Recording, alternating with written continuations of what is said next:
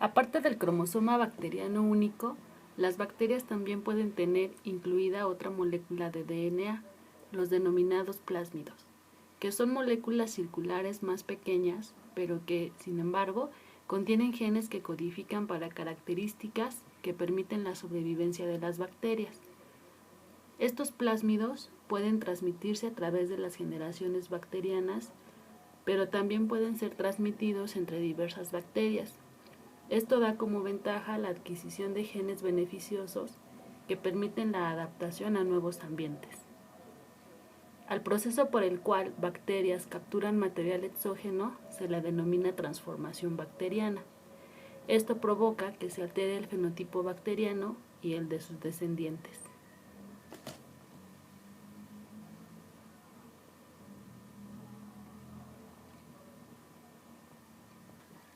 Ahora bien, los plásmidos se han venido a convertir en una herramienta muy importante de biología molecular, ya que se pueden introducir fragmentos de DNA que tengan un interés de estudio y al ser captados y posteriormente replicados de manera subsecuente, de generación en generación, se puede lograr la expresión de la secuencia insertada en el DNA plasmídico.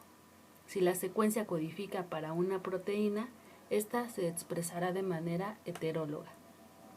A esta estrategia se le denomina DNA recombinante. En la práctica de laboratorio se utilizó el plásmido Pivot 2.3D, pero es importante reconocer que los plásmidos que se utilizan en el laboratorio experimental tienen tres características fundamentales.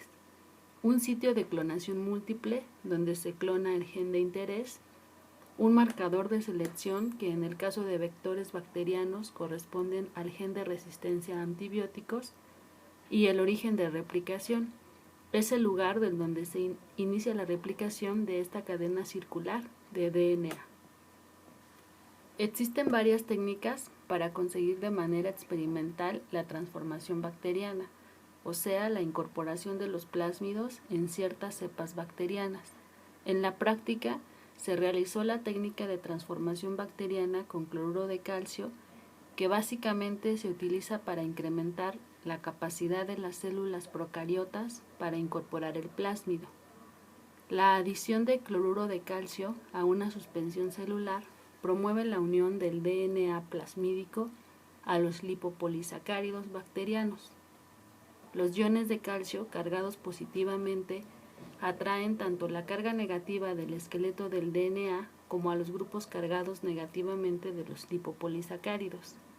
El plásmido puede entonces incorporarse en la célula después de recibir un choque térmico, donde las células son enfriadas a 4 grados centígrados y súbitamente la temperatura elevada a 42 grados centígrados por un corto tiempo.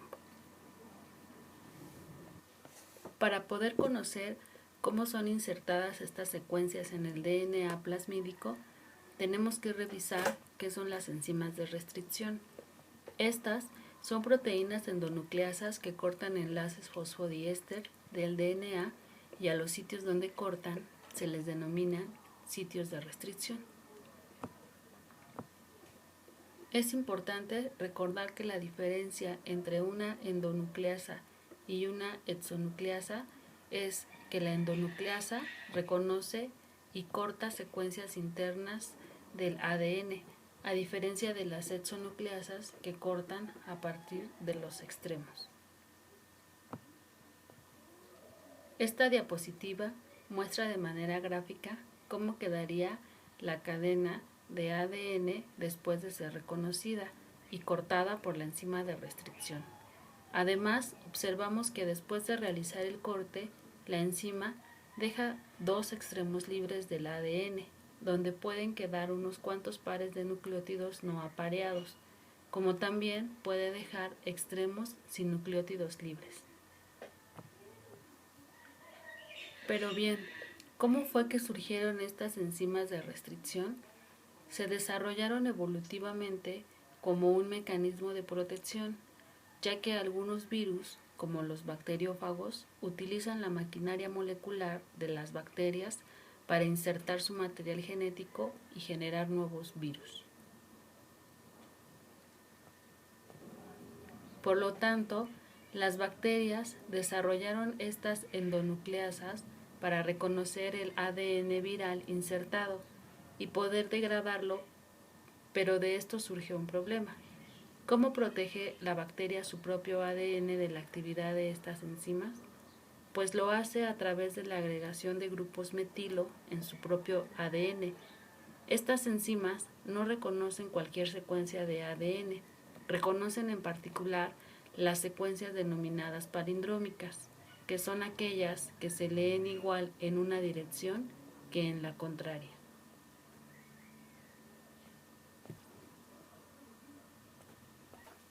Existe una clasificación de los diferentes tipos de enzimas de restricción.